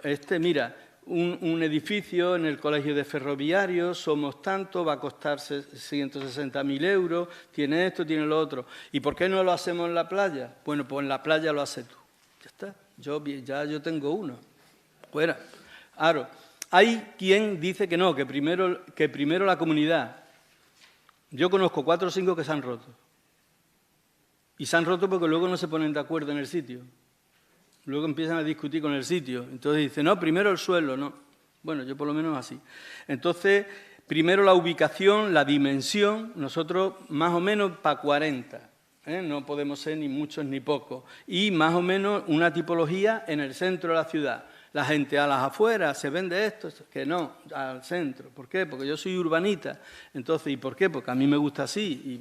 Pues, yo voy a buscar luego a la gente, yo. Entonces, bien. Entonces, yo con otro amigo, empezamos los dos solos, y este otro me decía, Pedro, vamos a meter gente. Digo, no. Hasta que ya, bueno. Entonces, la personalidad jurídica, todavía no teníamos comunidad y ya definimos la personalidad jurídica con David. El compromiso, buscamos el edificio, conseguimos una opción de compra, firmamos un convenio urbanístico con el ayuntamiento y creamos el grupo embrionario, hasta 8. Y empezamos a arrancar la segunda fase. Creamos la comunidad intencional y elaboramos estudios y planificación económico-financiera, dotamos de recursos un poquito al proyecto, pusimos 8.000 euros cada uno, compramos el edificio, hicimos el desarrollo urbanístico, mientras tanto se estaba haciendo el desarrollo urbanístico. El arquitecto trabajó a éxito durante la primera fase, ya en esta ya empezó a cobrar, cuando ya entramos gente, que pusimos dinero, le dimos algo, y empezó la elaboración del proyecto urbanístico y arquitectónico. Estamos en esta fase nosotros ahora. Nosotros terminaremos, ya se nos han aprobado el anteproyecto, el proyecto básico, y ahora se está elaborando el proyecto de ejecución, que, como bien sabéis algunos, si el proyecto básico está aprobado, te dan una licencia de obra condicionada a que presentes el proyecto de ejecución, pero el proyecto de ejecución, con una declaración jurada del arquitecto diciendo que se corresponde 100% con ese, pues lo hacen en menos de un mes. Si no, pues entonces tardaría bastante más. Entonces, a final de diciembre de este año, que cumpliremos 6, desde que hemos empezado, cumplimos 5. Y empezamos la obra en primavera, porque el suelo que hemos comprado está encima de una laguna. Es una laguna, es el agua del mar, que nosotros estamos en la cota 0 y eso es agua total. Entonces, bueno, pues creo que en la Navidad del 2023 queremos estar. En el intervalo de todo lo que hemos estado hablando desde que está la comunidad, pues la comunidad tiene que poner en marcha algo que es más importante que los ladrillos, igual que vosotros decís, que es que construir la comunidad es más difícil que construir el propio edificio. Entonces, estamos construyendo la comunidad desde el momento en que terminamos de definir la base del proyecto y empezamos a construir la comunidad con el grupo embrionario, bla. Es muy importante. Nosotros hemos acordado un sistema y es que los socios de la comunidad los elige una sola persona, hace la entrevista una sola persona siempre, siempre, siempre, siempre, y busca unas personas afines, hay de todo, hay de derecha, de izquierda, del centro, de esto y de lo otro, de todo. Pero toda la gente son afines en cuanto al nivel cultural, el nivel económico y digamos, las características imprescindibles, tolerancia, educación y tal y cual. Pero es muy importante que de verdad, parece un poco de discriminación, pero el nivel cultural es muy importante porque la gente lo que tiene que hacer es poder hablar entre ellos, hablar, conversar, discutir, dirimir y tal. Entonces, bueno, pues coger una escala más o menos, sin titulitis ni nada, sino un poquito así, ¿vale? Y hay dos elementos aquí muy importantes ahora, que estáis viendo. El número 2, la carta de servicios, porque alguno me va a preguntar, ¿y cuánto va a costar vivir allí? Pues no lo sé, no lo sé. No lo sé porque, como todavía no se ha definido, pues un montón de instalaciones imprescindibles, que son el tema energético, qué energía vamos a tal, el tema, muchas cosas, ¿sabes? Maquinaria, el suelo, todavía está por determinar el suelo, estamos estudiando qué tipo de suelo, eso ya lo definimos todo el mundo, tal, puede ser un porcelánico, puede ser madera, puede ser tal, bueno, pues el mantenimiento, todo eso, la maquinaria, entonces tenemos estimaciones, pero no, entonces eso lo está haciendo comisiones de trabajo que están estudiando, uno la lavandería, la otro la biblioteca, el otro está estudiando el comedor, el tipo de comida, todavía no sabemos dónde vamos a elaborar la comida, si la traemos hecha o la elaboramos allí. Entonces, la carta de servicio. Y, por último, las normas de convivencia o reglamento de régimen interior. Entonces, todo eso cuesta un montón de trabajo. ¿Qué buscamos? Pues nosotros buscamos un modelo de convivencia colaborativa. Eso es lo que es complicadísimo, complicadísimo, complicadísimo. Y los residentes pioneros, con el paso de los años, envejecen, aumentando la media de edad a 83 años, transcurrido unos 20 años más o menos y tal y cual. Entonces, eso es lo que nos preocupa fundamentalmente. Y eso es lo que ha provocado algo que a mí me llamó muchísimo la atención, estudiando yo los senior cohousing de España. Todos son un éxito en cuanto a la gestión económica. Y todos, sin excepción, son un fracaso en cuanto al modelo colaborativo, porque al envejecer se convierten, sine qua non, en un geriátrico. Entonces, ese es el gran tema.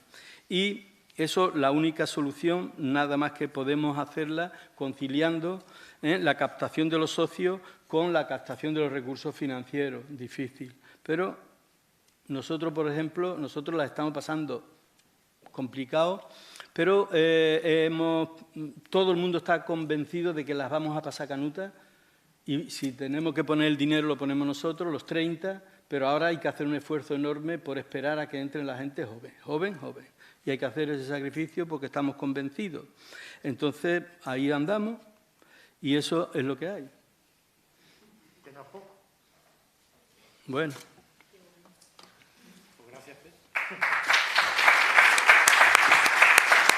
Gracias.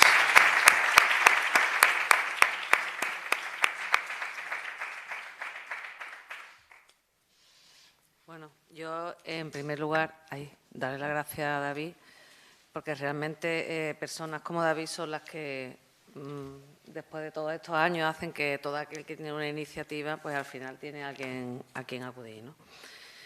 Y bueno, a la vista de todo lo que has expuesto, sobre todo de la falta de... Hombre, cuando lo tengas hecho puedes editar un libro, ¿no? Con todos los pasos que hay que dar, ¿no? Que va a ser un éxito. Porque la verdad es que nada más que la falta de base jurídica, ¿no? Es alucinante, ¿no? Yo tenía... Bueno, te iba a hacer una pregunta así a título... ¿El convenio urbanístico de ese edificio con Huelva es en carácter de propiedad o de cesión por año o cómo es? La parcela es un dotacional docente privado. O sea, yo he trabajado en el ayuntamiento. Yo era un colegio, pero era privado, de la Asociación de Ferroviarios. Yo he trabajado en el Ayuntamiento de Huelva, entre otros muchos sitios, los últimos 20 años, y desarrollé el Parque Huelva Empresarial, que era, bueno, 180 hectáreas de suelo, que se urbanizó y se vendió. Y allí aprendí una cosa importante, y es que era más barato comprar un suelo a SEPE o al ayuntamiento que coger un dotacional. El canon que te pone el interventor, por mucho que quiera el alcalde y el otro no puede, el interventor te pone un canon que es más que la hipoteca, que lo que tú pagas de hipoteca. Y además nunca es tuyo, y además es mejor comprar el suelo privado. Olvidaros las dotaciones, eso los defensores estamos en otro mundo, pero privado. No, perdón, es que si no, claro, he visto ahí que en el tema de la financiación había 3 millones de financiación. Si el suelo no es tuyo, por muchos convenios que tú tengas, ningún banco te va a dar el dinero. Bueno, hay bancos que se están especializando y están financiando. Sí, por ejemplo, la banca ética, eso es otro de los temas claves, el tema de financiación. Sí, es más difícil, pero te hipotecan el vuelo. O sea, está el suelo y está el vuelo, y te hipotecan el vuelo. Sí, es uno de los temas claves. Por eso uno de los temas que se planteaba desde MISESA es los modelos. Ahora va a salir uno de los temas que hemos hablado, una licitación para que proyectos en Sevilla, ante una parcela, presenten distintos proyectos de vivienda colaborativa, con una sesión que veremos a ver si puede ser gratuita o no, de un suelo, para que desarrollen proyectos de distintos tipos. Y sabemos que va a haber por lo menos 4 o 5 proyectos que se van a presentar. La parcela que está por encima del CREA, del edificio CREA, ahí que lo he puesto en la diapositiva, está pendiente en un par de meses, salió una licitación de ideas en este tema, y el tema era cómo conciliar esa cesión de suelo con el tema financiero. Por eso la experiencia en París, por ejemplo, el ayuntamiento, a través de su empresa, decían, para evitar y la accesibilidad de determinados colectivos, el edificio y el suelo es municipal, y lo que hacen es conveniar con una entidad social cooperativa la gestión de la comunidad y la convivencia, y pagan un canon anual por la totalidad del edificio y su gestión. Entonces, hay que buscar modelos de gobernanza público-privada, porque si no, lo que yo decía, vale, este proyecto está muy bien, pero veis que el nivel de accesibilidad económico es para una gente y necesitamos la convivencia para todo el mundo. Entonces, ¿cómo buscamos distintas alternativas? Que es lo que queríamos ver, ¿no? Hay otra cosa de la que tú has hablado, ¿no? Que, bueno, que es todo como una carrera de fondo de toma de decisiones que de algún modo pues tienen que ser todas consensuadas, porque si no, pues al final se rompe la comunidad, que es el origen de todo el proyecto, ¿no?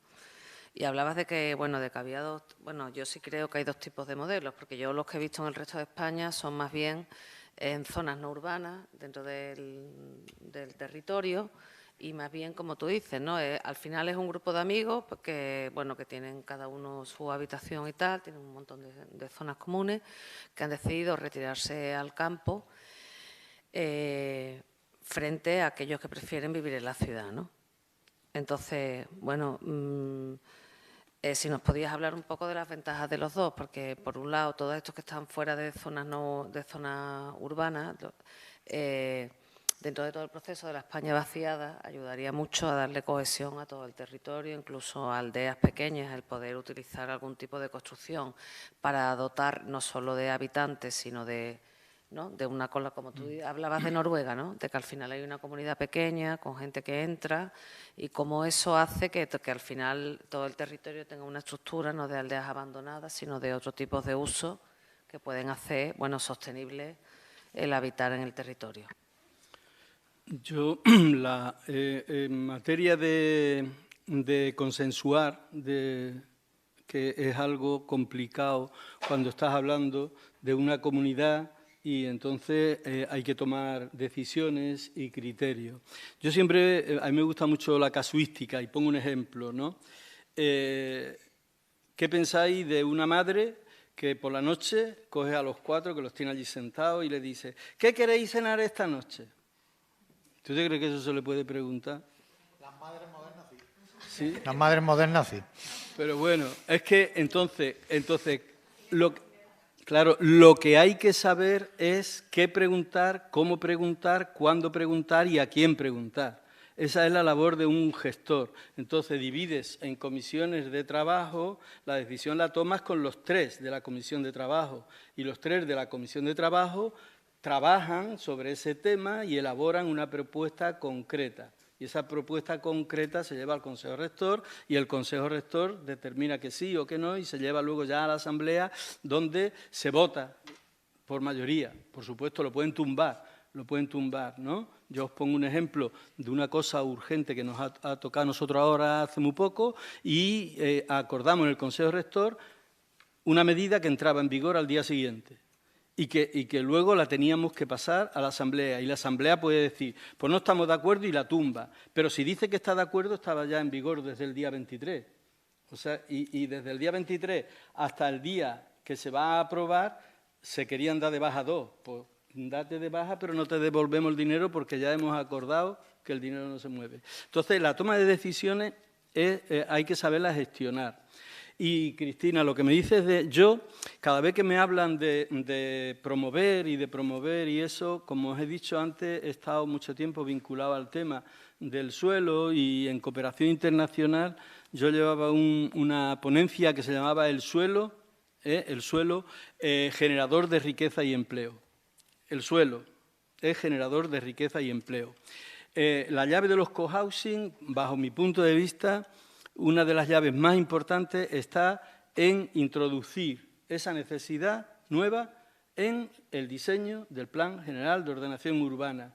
Igual que hay en el Plan General de Ordenación Urbana, hay suelo de esta tipificación de esta, debe de haber suelo para cohousing, con unas características cooperativas, no sé qué, no sé cuánto, tal y cual, ya está. Y le vendes el suelo y es una promoción de viviendas sociales, pues no, pero una promoción de cohousing. Eso sería fantástico, no solo en la ciudad de Sevilla, sino en los pueblos más chicos, porque cualquier pueblo tiene plan general. Cualquier pueblo tiene plan general. Entonces, y si quieres hacer en el plan general de un pueblo las casas vaciadas, no sé qué, no sé cuánto y tal, pues ordenarlas. Entonces, el tema está en el ordenamiento urbanístico y de la España vaciada también. Están hablando, yo digo que sí, pero luego que no se encuentre el promotor de una cooperativa con toda esa traba urbanística, no sé qué, no sé cuánto, que le lleva 2 años, 3, 4 años, 2, 3, 4 años, el desempolvar el tema urbanístico. Aburrido a cualquiera. Yo te voy a poner un ejemplo de España vaciada. Yo, como no tengo nada que hacer de 12 de la noche a 7 de la mañana, pues estoy ayudando a un grupo que tiene inquietudes en un pueblecito que se llama Cabeza a la Vaca, que no sé si lo conocéis, pegado entre Badajoz y Sevilla. Entonces hay un grupo de gente que vuelve al pueblo todas las fiestas, como en todos los pueblos, ¿no? Y que son amigos y que están empezando a tener 40 y tantos años y todos tienen casa de los padres en el pueblo que está cerrada. Entonces les dije, ¿por qué no organizáis un cohousing horizontal, ¿no?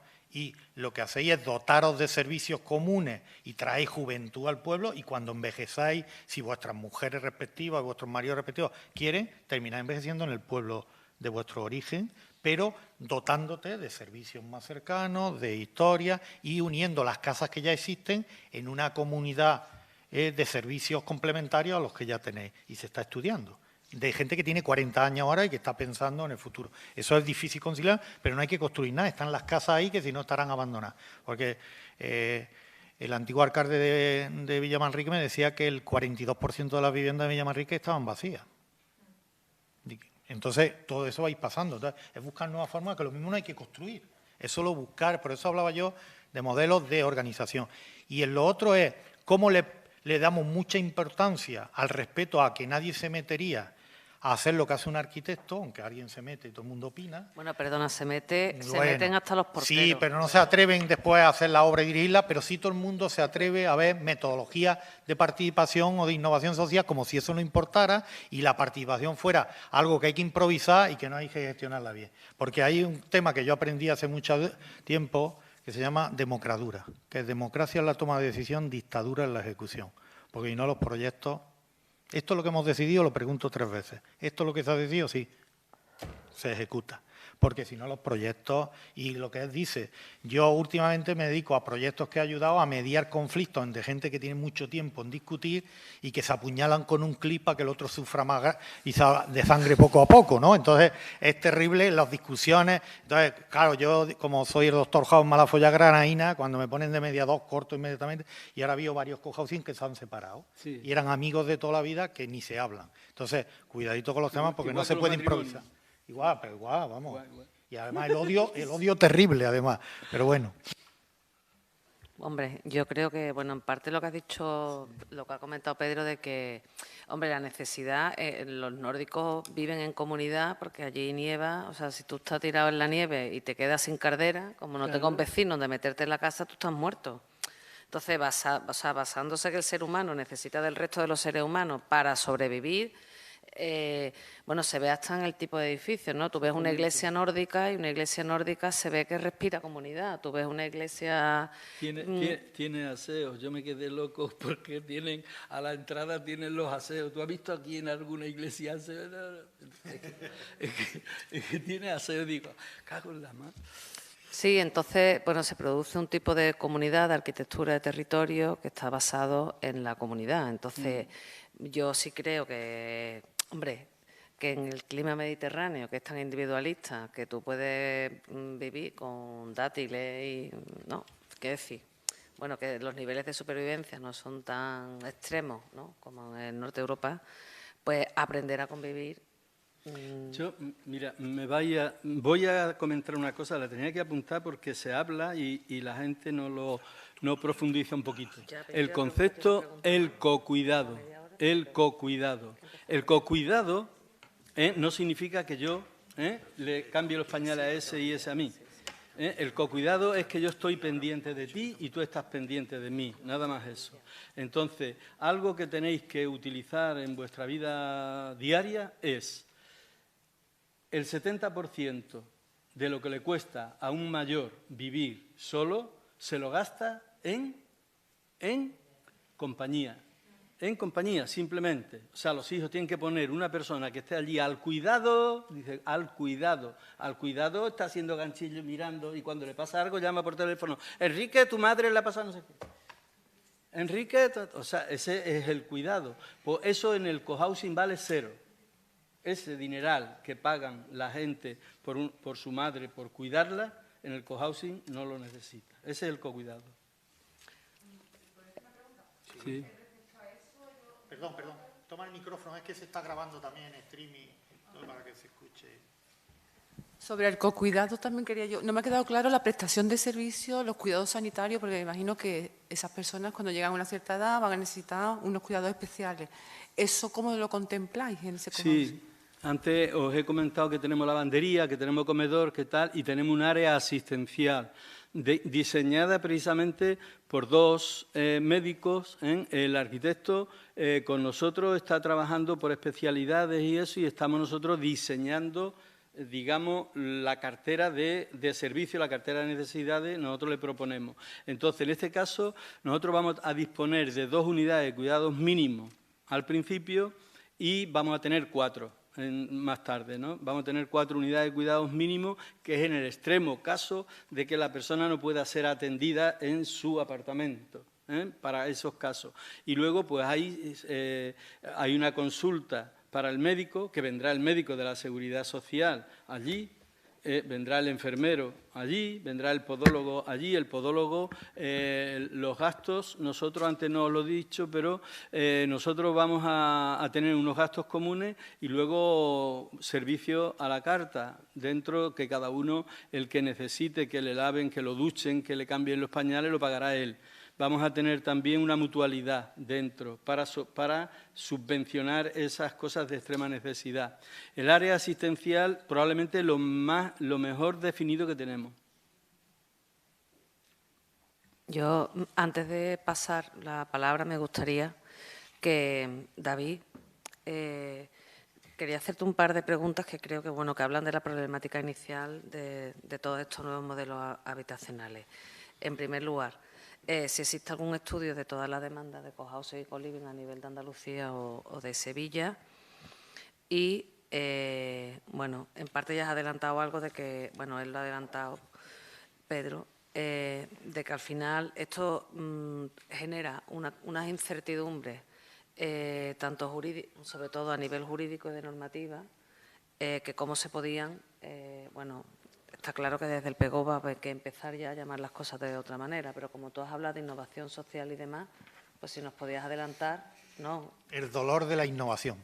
Nos dan tortas hasta en el carnet de identidad. Es decir, hay problemas jurídicos, de forma jurídica, hay problemas urbanísticos, hay problemas de Hacienda y fiscales, porque no lo entienden, porque el debate, el uso como un alquiler, desgrava, no desgrava, tiene IVA, no tiene IVA, el concepto de uso es residencial, es dotacional, y no lo entienden. Lo que se salga de lo cuadriculado, te dicen, fomentan, vamos a innovar, y lo que hacen es cada vez ponerte más pegas. En el tema financiero, pues tampoco lo entiende, si es uso y no es propiedad, y entonces hay que ir salvando. En el tema, por ejemplo, de cooperativas, pues ¿puede ser una cooperativa sin ánimo de lucro? Sí, lo dice la ley, pues Hacienda no lo entiende. Y Hacienda, que debería ser la que te dijera, cuidado que no es baladí, si eres una cooperativa especialmente protegida y está exenta del impuesto de transmisiones patrimoniales de actos jurídicos documentados, en una inversión de 5 millones de euros es un dinerito,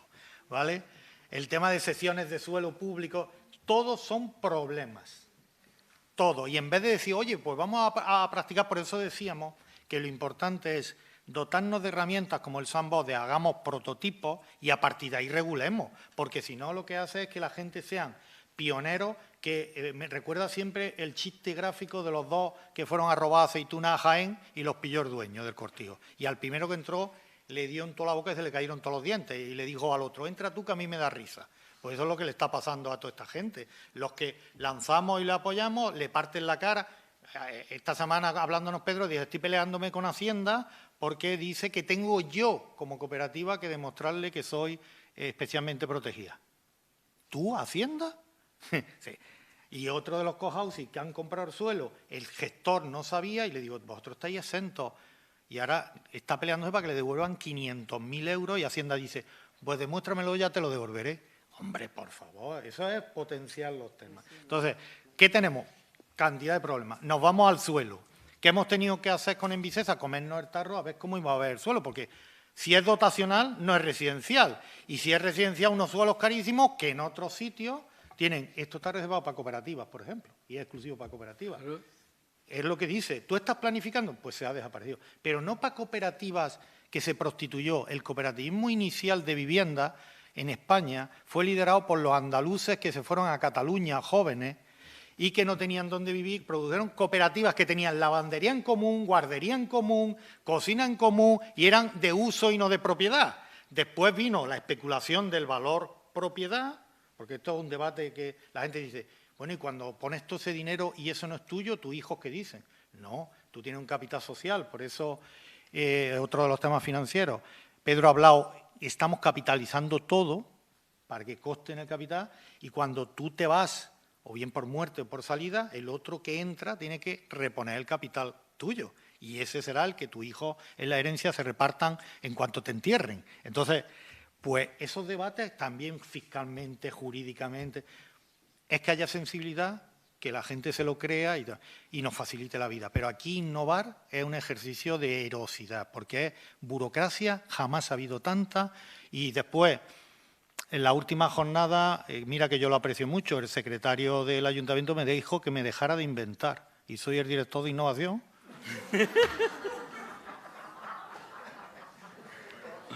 Entonces, imaginaros las actitudes, es decir, me estás metiendo en problemas, tío. Te estás saliendo de la norma y me estás metiendo en problemas. Y como no innovemos, las formas tradicionales no van a dar solución a todo lo que estamos hablando. Y no es un problema de dinero, os lo juro. Porque lo que hemos dicho ¿qué hemos hecho? ¿Es viable la institucionalización de la vejez llevando a la gente en residencia? ¿Habéis visto el resultado? Primero, las pensiones van a estar muy bien porque nos hemos cargado a todos los mayores en residencias concertadas privadas, que es sobre todo las que han muerto la mayoría de los mayores porque es un proyecto financiero y no de servicio, y el modelo no funciona y no hay para todos. Y que además estos temas yo siempre cuento, los primeros que inventaron toda esta historia así fueron las monjas en Madrid. Decían, si no tienes familia, yo te cuido y me pone el piso a mi nombre. Se moría el viejo en 3 meses. No había problema, era una operación financiera. Entonces, todo esto no es nuevo y yo no estoy de acuerdo contigo en el concepto de comunidad mediterránea. En el Mediterráneo siempre hemos vivido en comunidad. Ha sido el modelo de privatización e individualización de los últimos 30 años. Mi madre en el barrio de Motril, que yo soy de Motril, lo notáis por el acento catalán, ¿no? Tienen un ecosistema de viudas que se cuidan perfectamente, que se pegan todos los días en la puerta a ver quién está, no necesitan el botoncito de la Cruz Roja, que se comparten comida, que además mi madre es la mayor, se han cargado a todos los maridos, que se lo propusieron a de 30 años, y allí conviven perfectamente, que son muy pesados los maridos, que no lo sabéis. Entonces, sí hay comunidad. El problema es cómo hemos construido pisos que la gente ni se ve. Si ha sido un producto financiero especulativo, no ha sido un tal como construye el edificio, habitas. Tal como construimos la ciudad, eran calles pequeñas, no sé qué, ahora cómo son las ciudades. A ti te tiran en paracaídas en Sevilla Este, y no sé si estoy en Sevilla Este, en Córdoba Sur, en Taiwán, son todo igual. Entonces, volvamos a construir comunidad porque es lo único. Pero cuidado, no improvisemos ni en la gestión democrática, que cualquiera no sabe de estas cosas, ni improvisemos en la construcción de comunidad, porque está de moda participar y se cree uno, venga, vamos a preguntar, como dice, ¿cómo hacemos la avenida Cruz Roja? Y empatan entre los vecinos y se matan entre ellos. No, hombre, pregúntale adecuadamente lo que le puedes preguntar, lo que no se pregunta, entonces, y tráete expertos en innovación social, que también hay expertos en innovación social como hay expertos de arquitectos. Entonces, todo esto es una barrera impresionante, pero hay gente que no se va a cansar nunca. Pero el problema es que los convertimos en héroes. Porque cuando escriba sus memorias, Pedro, de todas las putadas que le han ido gastando, es todo peleas. Y además te tratan como un presunto delincuente. Creen que tú lo que quieres es ahorrarte dinero. El tema del IVA es una pelea impresionante. IVA, impuesto de transmisiones, todo. Y gestores que no tienen ni idea también, porque estudiar no. Yo te prescribo lo que sé, no lo que hay que estudiar. Esto de estudiar por las noches es muy complicado. Entonces, pero es muy interesante y muy divertido. Tenemos cicatrices hasta en sitios que no sabíamos.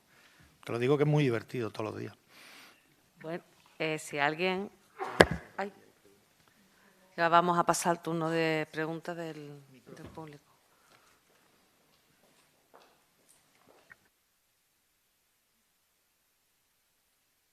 Hola, buenos días. A mí me ha parecido muy interesante, pero sí que me surge una duda un poco de viabilidad futura, que es cuando tú creas esta cooperativa y tienes una participación social en esa cooperativa, cuando tú falleces, entiendo que esa participación social pasa a tus hijos. Pero entonces, ¿cómo controla la cooperativa que esos hijos cumplen las reglas o los requisitos? Es que estás confundiendo dos conceptos que la gente que llevamos en el cooperativismo tenemos que explicar. Tú eres socio de la cooperativa si haces la actividad cooperativizada. Otro es el valor del patrimonio que tiene tu padre que pasa a ti, pero tú no vas a ser socio si no cumples los requisitos de la cooperativa. Eso se llama transmisión inter vivos y tú tendrás derecho a que tus hijos reciban el capital social que tú tienes cuando la cooperativa reciba el capital social del nuevo socio que entre. Si tu hijo quiere entrar, tendrá prioridad siempre que cumpla la actividad cooperativizada y los criterios. Si tu hijo tiene 20 años y la cooperativa es el límite de edad, no puede entrar. Lo que cobrará tu capital social. No. ¿Cobra cuando entra el siguiente?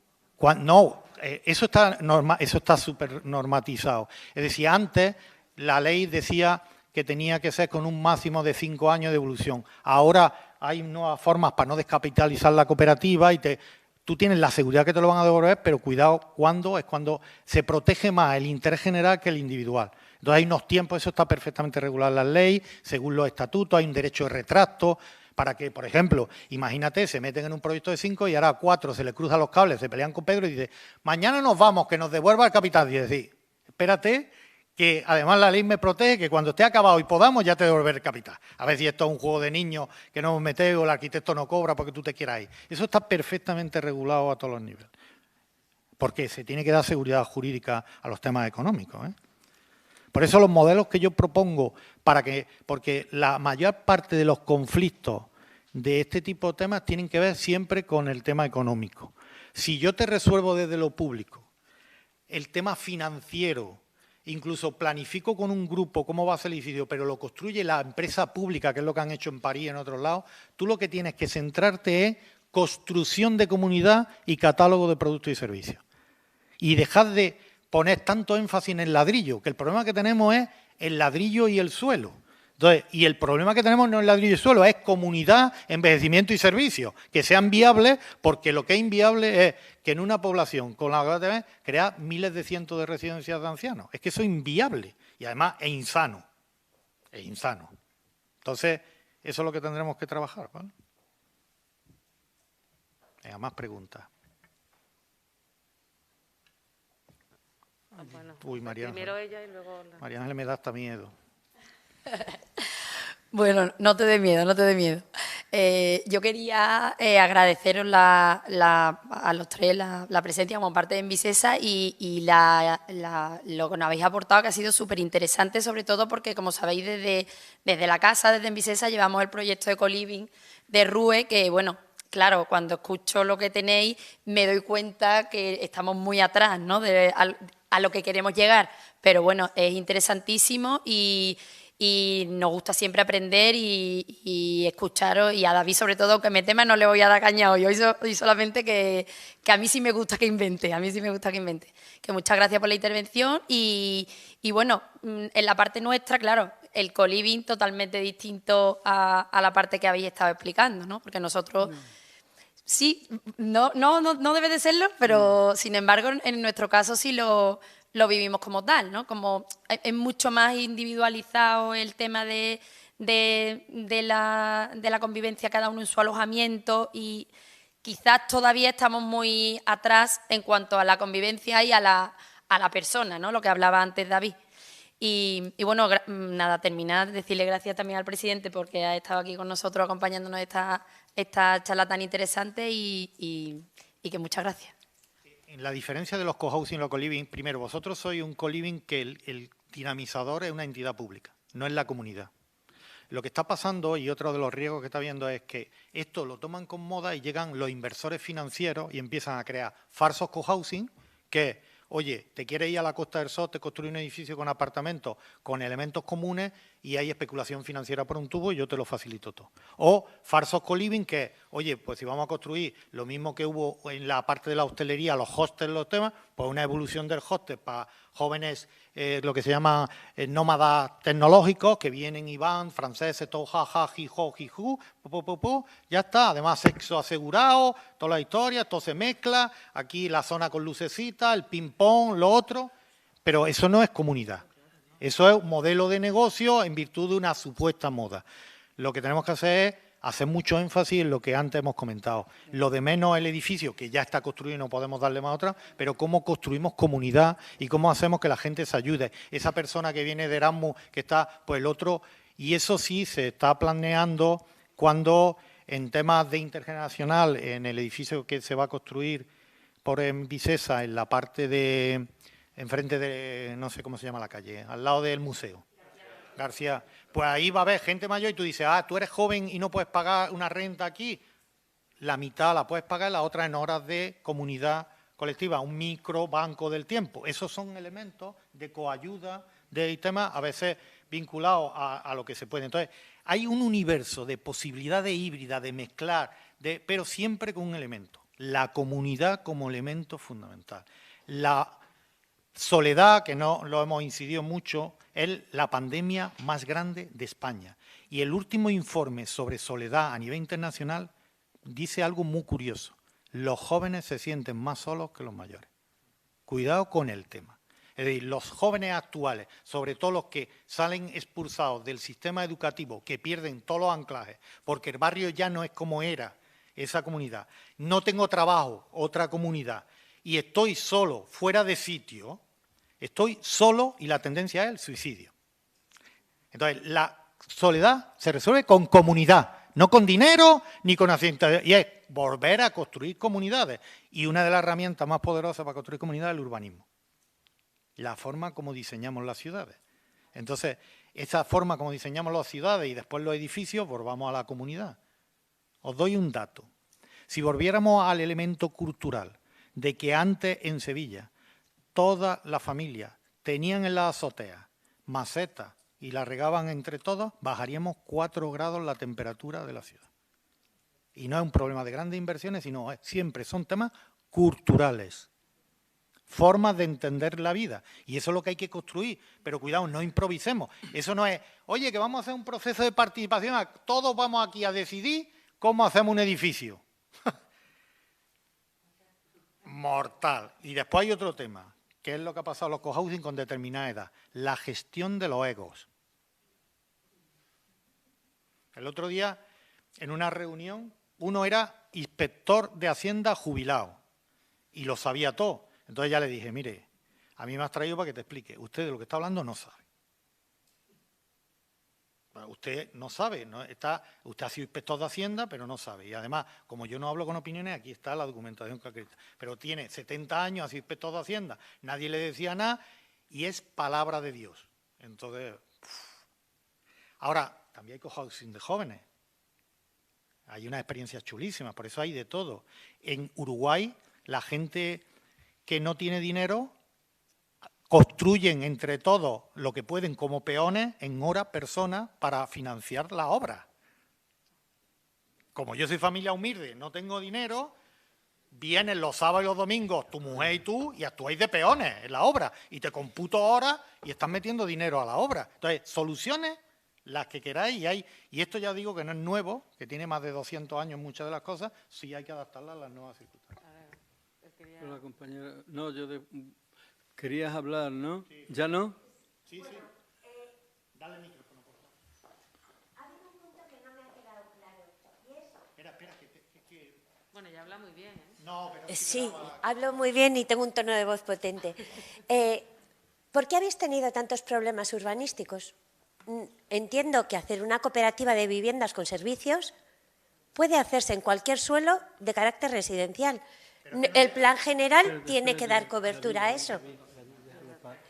A ver, en el País Vasco hacemos los alojamientos dotacionales en alquiler en suelos dotacionales, pero calificados como equipamientos, pero porque son públicos. Es gestión de alquiler público en rotación durante un tiempo. Entonces, es un modelo de servicios que es un equipamiento, pero si tú haces una cooperativa privada donde vas a vivir, cómo te repartes, cómo pagas, el planeamiento no debería entrar. Eso es lo que no he entendido, por qué, si es privado y es con un uso residencial, sí, sí, aunque tú decidas qué pones en tus locales y de qué servicios te dotas, ¿por qué el planeamiento te tiene que poner cualquier tipo de pega?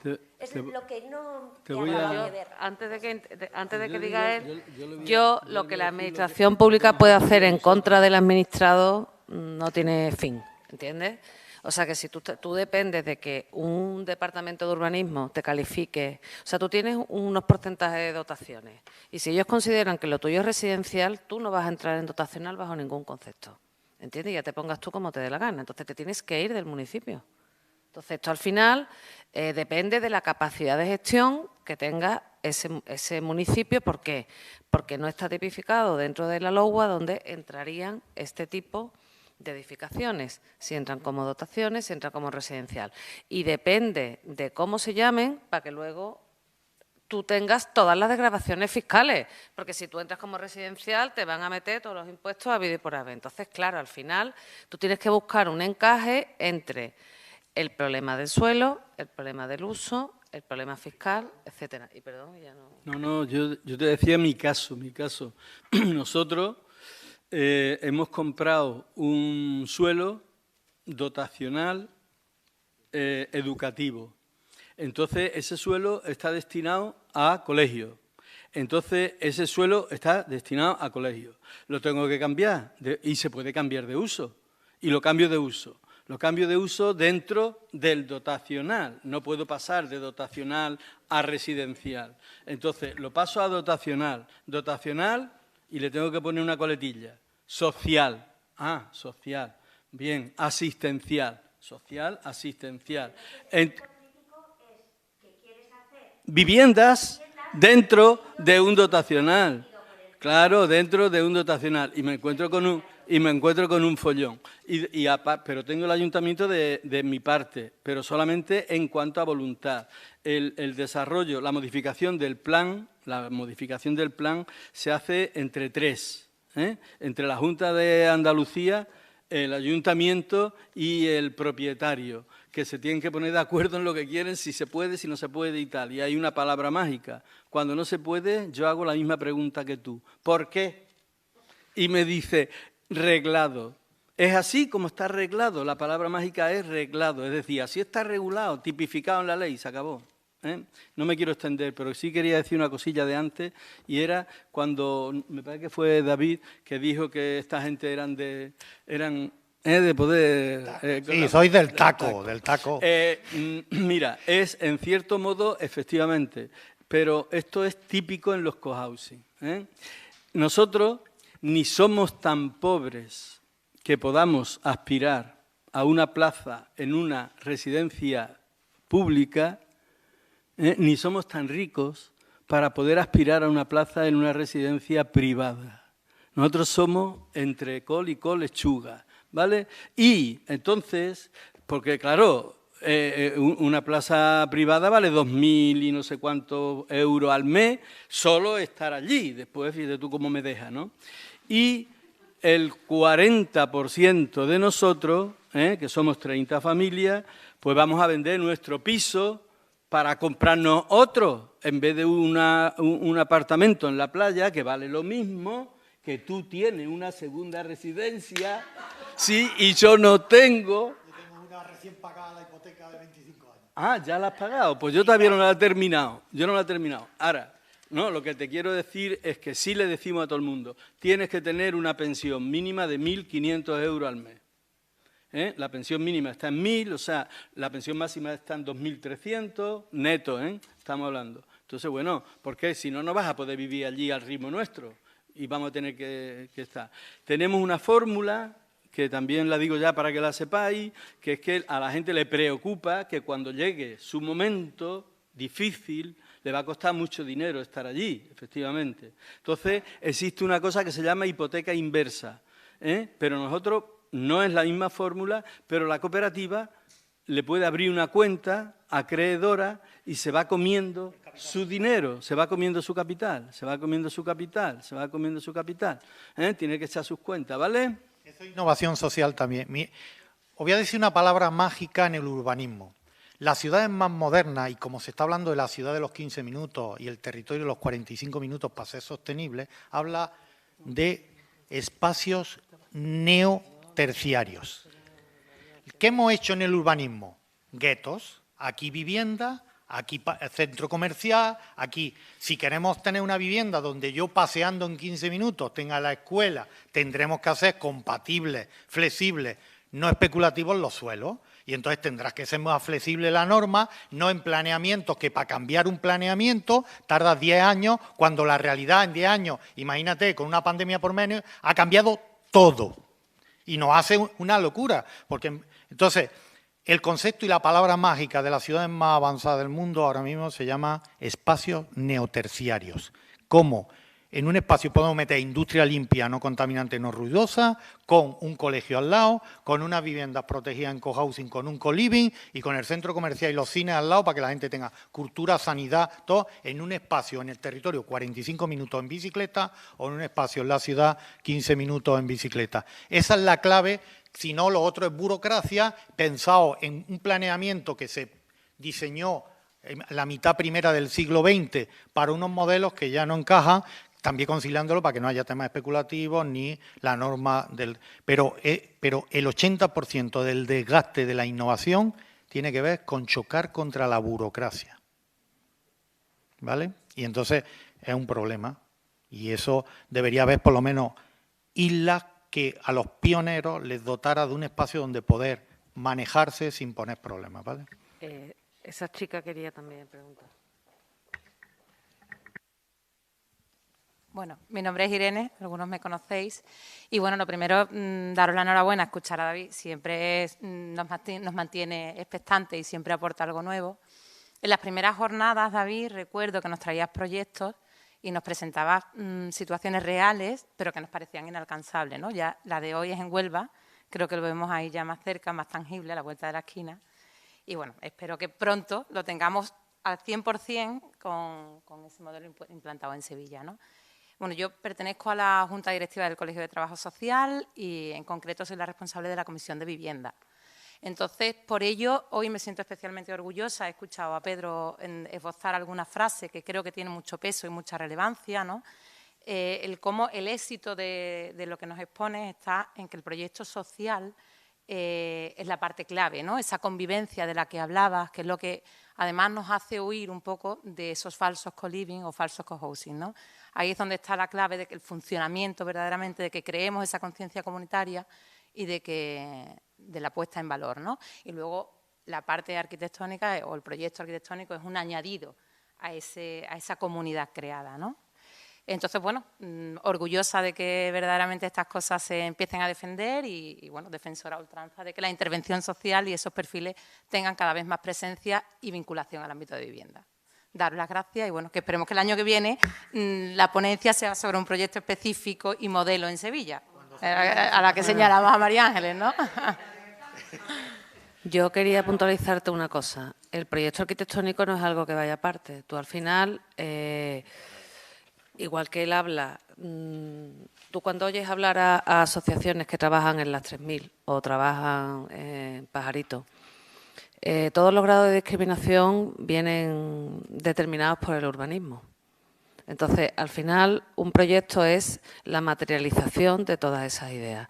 Si una casa, un proyecto dotacional, del tipo que sea, no se ha sabido escuchar a la persona que lo va a usar, al usuario, a los posibles usuarios, ese edificio nace muerto. Será construcción, pero no será arquitectura. Entonces, la arquitectura está basada en un montón de imponderables, es un prototipo, y en ese prototipo tiene que tener la capacidad para ser lo suficientemente flexible de adaptarse. Tiene que tener en cuenta el lugar, tiene que tener en cuenta el uso, tiene que tener un montón de normativa técnica para que tenga todas las prestaciones. Entonces, al final, igual que cuando una familia se hace una casa, en esa casa está metido todo su, ¿sabes? O sea, es un proyecto emocional, mental, psicológico. Y entonces, cuando ellos, después de todo el trabajo, vean eso materializado, ahí es donde ellos han acabado poniendo todas las esperanzas durante todo este tiempo, porque al final la arquitectura no es nada más que la materia de los sueños.